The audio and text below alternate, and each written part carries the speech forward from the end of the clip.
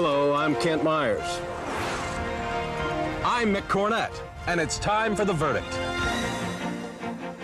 As a part of its traditional and continuing commitment to public and community service, Crowe and Dunleavy Law Firm presents The Verdict, an objective discussion of contemporary legal issues hosted by Kent Myers. And also brought to you by a friend of Oklahoma Lawyers for Children and Delta Dental Plan of Oklahoma. And welcome to The Verdict. I'm Mick Cornett.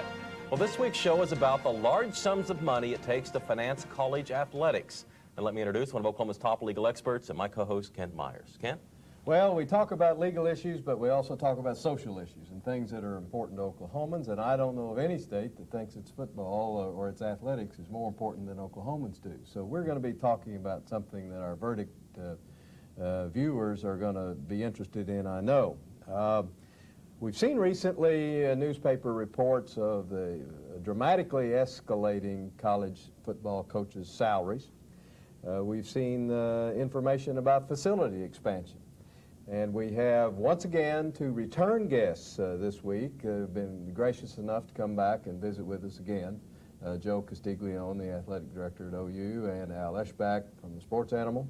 They're going to be talking about the escalation of coaching salaries, what it costs to run college athletics, and perhaps paying athletes. But we'll get to that. Well, there are public relations aspects. What exposure does it give to the university? There are a lot of opportunities here, I also think, to talk about Title IX and the financial impacts that it's placed on our institutions. Yes. So we'll get into all of that. It's an interesting topic. It's called Financing College Athletics. Why does it take so much money? And is it well spent? Should be a lively discussion right here on The Verdict.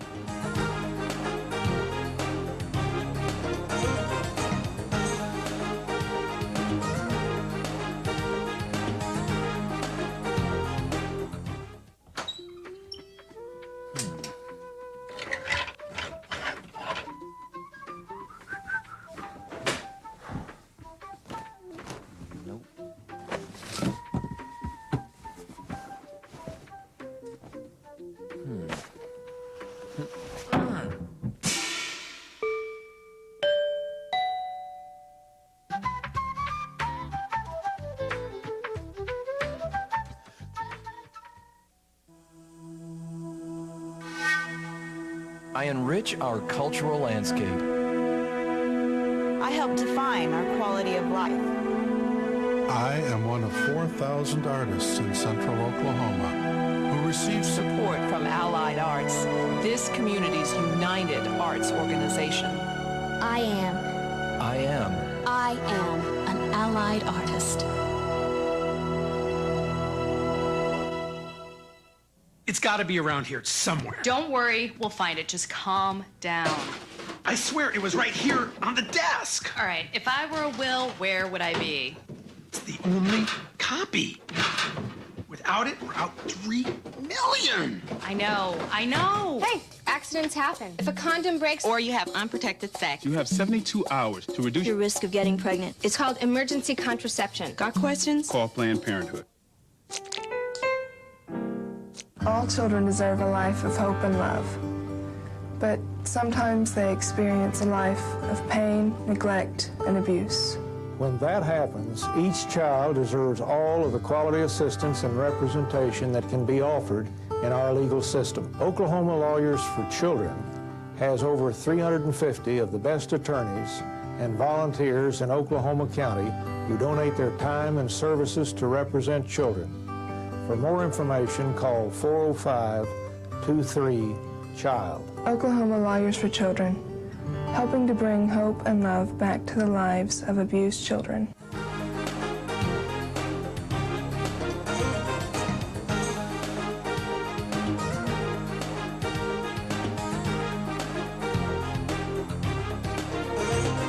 And welcome back to The Verdict. Mick Cornett with Kent Myers, and we're ready to discuss the issue of college athletics and the methods used to finance college football and all the other sports. Kent, why don't you introduce our guests?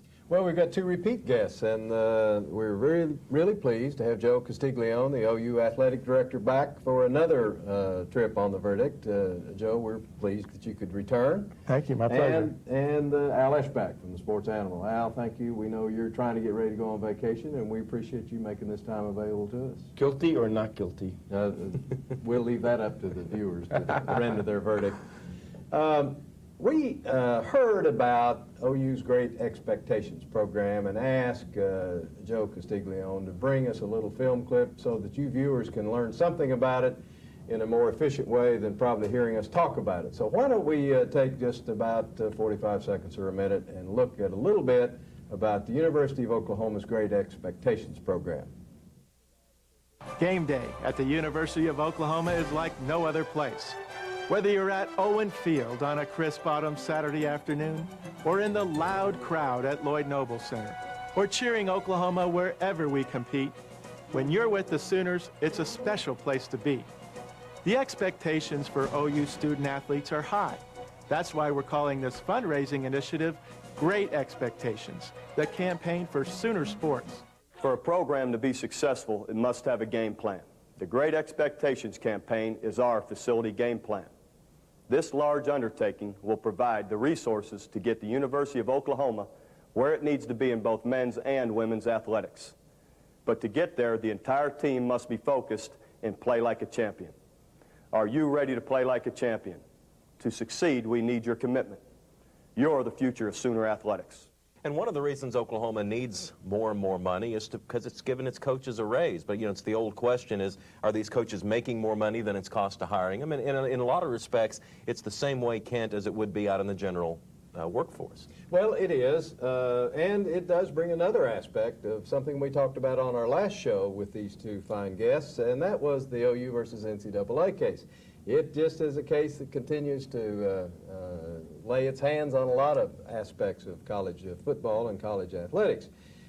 Just recently, the NCAA imposed a rule that made one assistant coach on NCAA college basketball programs be a restricted earnings coach, and said that he or she couldn't be paid more than $12,000 during the year and $4,000 during the summer. And surprise, surprise, that got struck down by the courts and resulted in a $67 million verdict being rendered against the NCAA because of, again, antitrust violations.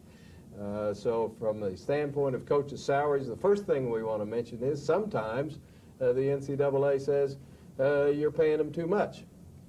The marketplace, however, to kind of change the subject now, the marketplace seems to say, no, maybe we're not paying them enough. And if you've lived in Oklahoma or been in Oklahoma the past couple of 3 weeks, we have seen press reports on the University of Oklahoma granting some very significant increases to its football coaching staff, as well as other people within the athletic department.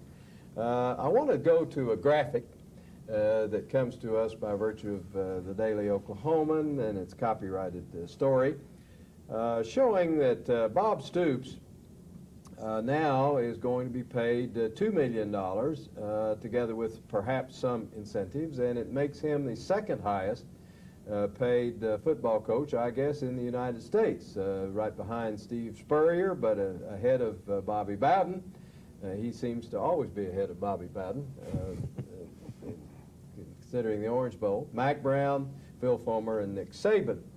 And now let's look at the next verdict that we have, or next view that we have on the verdict. Big 12 coaches. Let's look at those salaries and what they're making. Bob Stoops, of course, leads the pack, not surprisingly.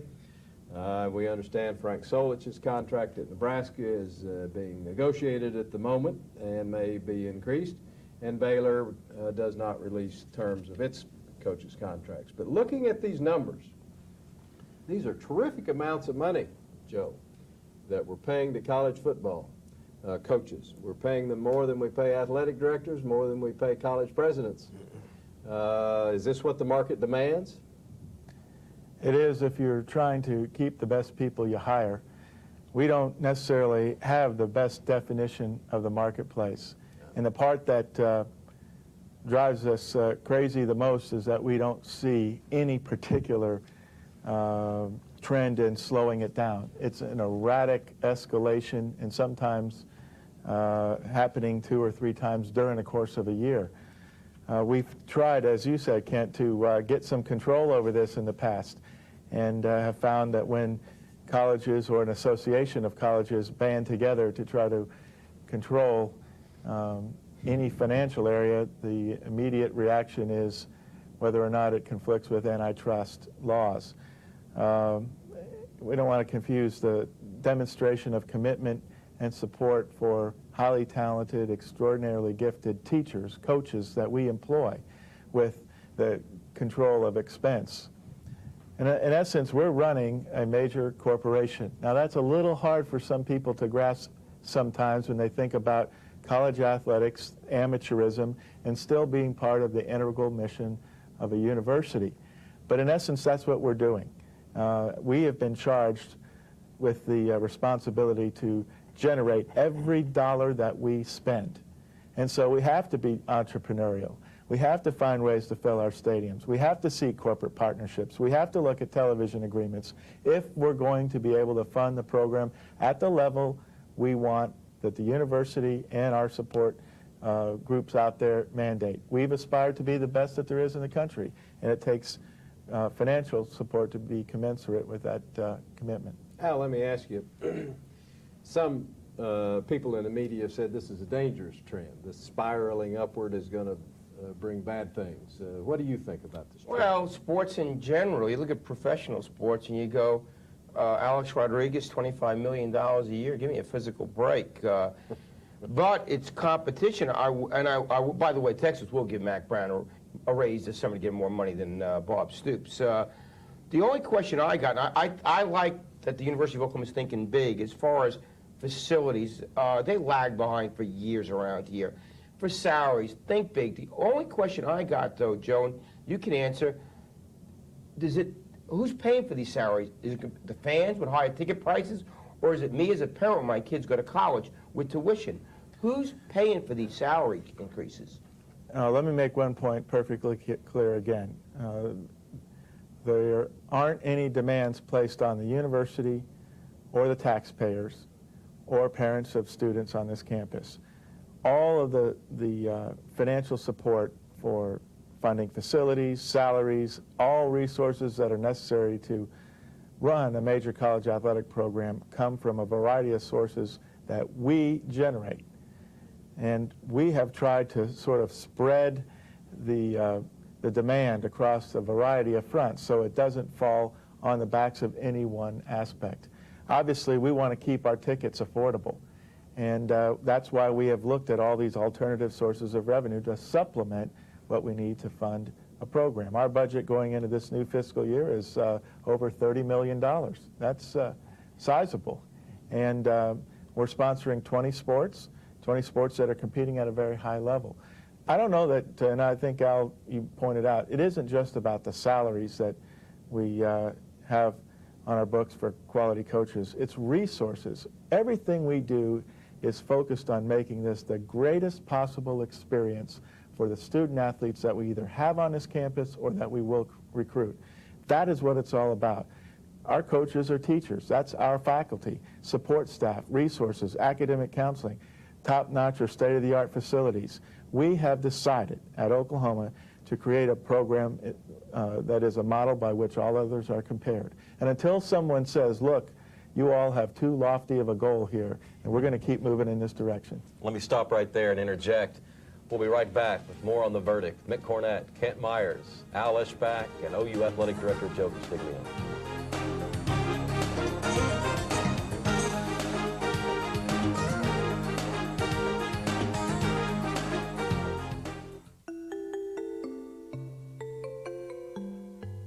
Yeah, campfire's a lot of fun. You get to make some friends. You get to do some cool stuff. Campfire's for boys too, not just girls.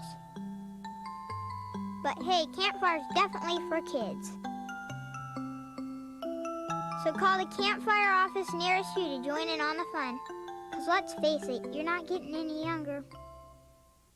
St. Gregory's University has been changing the lives of people like me for 125 years.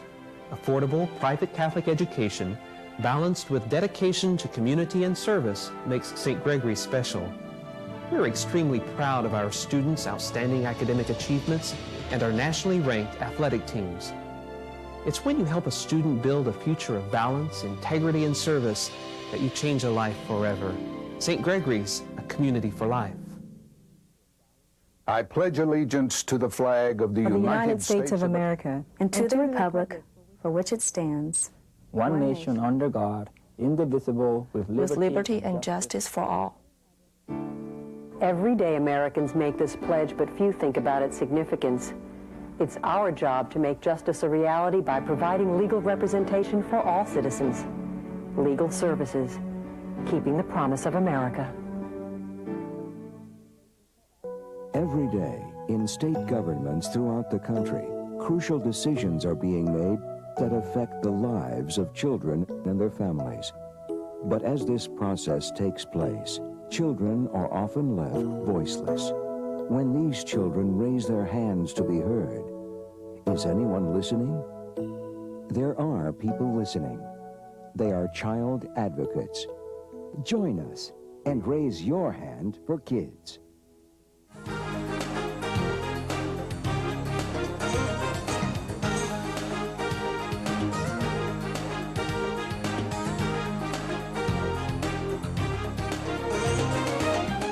We're discussing financing college athletics. Welcome back to The Verdict. Mick Cornett with Kent Myers. Kent, where are we now? Well, we were talking about college salaries for football coaches, and I wanted to ask Al a question. You know, Al, if the president or chairman of the board of IBM has a bad year, he doesn't get a bonus, he may even lose his job. Paying Bob Stoops all this money, or some of these other coaches all this money, what do they do? What does the university do if they go 5 and 6? He fires Butt. I mean, the thing it's great for the coaches getting the money, but I guarantee people know what they're getting paid, and if they lose, I guarantee people are going to be calling my show, say, look at this, we're paying this person X amount of money. So it's great, but it also puts more pressure on the coach, I think. Well, it's bound to. Joe, let's change the subject a little bit. We've been talking about paying coaches. Let's talk about athletes and the people who get onto the field and do something interesting or exciting for the fans to come, either in person or by television. You can say the people who, to a great extent, generate the revenue that is available to pay coaches. The student athlete. Tell the viewers what a student athlete at the University of Oklahoma under NCAA regulations is able to receive. Well, they receive, depending on whether they've been offered, a full grant and aid, which can include tuition, fees, room and board, books. And what's that amount to roughly? Well, depending on whether they are an in-state or an out-of-state student, it can range from $11,000 to $18,000 annually. Now, I qualified what I say because not every student athlete on our campus or campuses in the country receive full grants and aids. We have some sports that offer partials just because they have to fill out the entire squad. But I don't think people fully realize how much is actually spent in addition on each of our student athletes, regardless of whether they get the full grant and aid. Think about the academic support that we provide. Think about sports medicine. Just briefly, academic support. Well, we provide a comprehensive academic support unit. Guidance, tutoring, life skills, support in a variety of aspects of their life or the challenges that they may face while they're a student athlete on our campus. I think it's important for people to realize one thing that we've mentioned earlier. The student athlete experience is why we exist. Without student athletes, there wouldn't be any coaches, there wouldn't be any staff, there certainly wouldn't be any ADs. Without students, we wouldn't have faculty or staff either. I mean, that's the focal point of our business. And when you understand that, and you understand the importance of that focus, you'll understand why we make decisions as we branch out. The student athlete, the core focus. Grant and aid, academic support, sports medicine, hiring the best teachers you can, state-of-the-art facilities, in the support that we do provide and allow those needy student athletes to access during the course of the year. I'm all for advantaging a student athlete when we can. I'm all for student athlete welfare. But men, I'm going to tell you that paying student athletes is not the way to go right now, simply because none of us can come to the figure that we would all agree to. If it's $50 a month, $100 a month, within a short amount of time, people will be arguing that's not enough. When will that particular thing stop? But should they keep so we them from advantage working, them. Joe? I mean, you know, they're not allowed to get a job. Well, that has changed, Mick. During the school year? Yes, they are. They are allowed to work during the school year and earn up to $2,000, and that figure was developed in relationship to the cost of attendance, an average cost of attendance for a student on college campuses in the country. We all know that tuition is different from one campus to the other, public versus private, et cetera. But there is a general rule of thumb for cost of attendance. Student athletes can work during the course of the year. Heretofore, they were only allowed to work during vacation periods, Christmas, New Year's, summer, et cetera. I will tell you, now that that rule has been in place, and there was all sorts of consternation about whether that rule was the right one, whether we could control it, whether student athletes would be actually doing the work they were expected to do, but getting paid in lieu of not working. I mean, the compliance hasn't been an issue. The interest level of student athletes wanting to work has been the issue. There hasn't been very many that wanted to. Not only during the course of the year, during the summer as well. Kids not wanting to work. That's a shocker. You know, we don't understand why. You know, we just relay the information. Now, there are some that have taken advantage of that, but not as many as one would think. Now, from a student athlete perspective, the first argument they will bring forward, and it is an appropriate one, is, look, we really don't have the time. You talk about the demands that we have in our classroom. You talk the demands that we have in our sport, and I'm trying to become a person, and grow as an individual. How much time is left, to work? So, there's been a little bit of growth, a little bit of adjustment, but I think we're still, wanting to see the effects of this change. Al, what do you think about this? Oh, I have mixed emotions about the thing. A problem in the real world is, okay, let's say if a kid comes here from Florida or goes to Nebraska, Florida, from the inner city, has no winter clothes, what's the coach going to do? Is he going to let him freeze to death, or is he going to buy him a coat? He's going to buy him a coat. That's an NCAA violation. I see both sides of the thing. There used to be a $25 stipend called laundry money. I don't know what they can do. Athletics and football and basketball, it's a year-long thing now. They're here a year. So for the inner city kid, I think it's difficult. If the parents got no money. Now, they're getting a bunch of stuff, as Joe pointed out, but I think it would lead to probably some other things. How's the kid go on a date? Do you think the universities then ought to be able to add to that, not necessarily a salary or some kind of exorbitant compensation, but maybe $200 or $300 a month or something? I think that'd be too much. I could go $100 a month or something.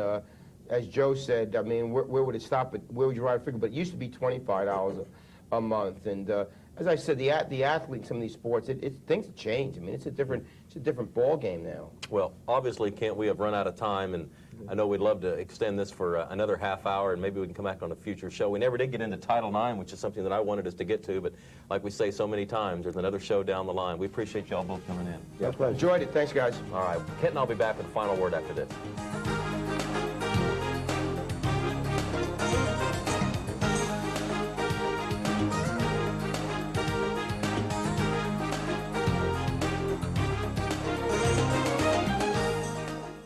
Hello, my name is Ted Smith. I'm president of the board of directors of the Oklahoma Disability Law Center.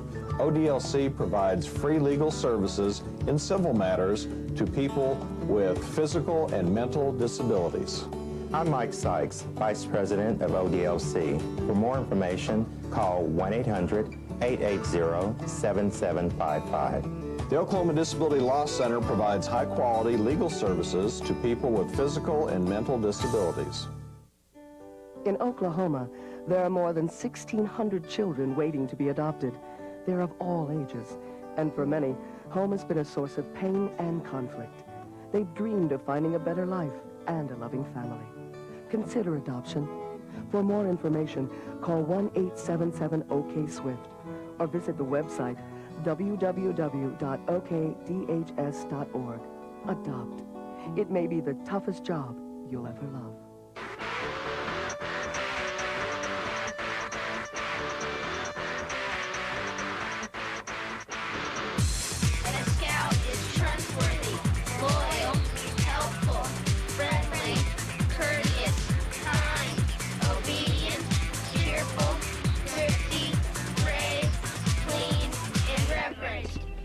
The Boy Scouts of America, where above all else, character counts. Bringing out the best in each student. That is the simple goal and tradition of Heritage Hall. The focus on the individual shapes the educational experience at Heritage Hall. Each student benefits from small classes, able, dedicated teachers, a solid academic curriculum, and exceptional co-curricular programs of athletics, arts, community service, and other activities, parental involvement, personalized counseling, and the development of responsibility, integrity, and love of learning. If you want education taught with pride, then you want Heritage Hall.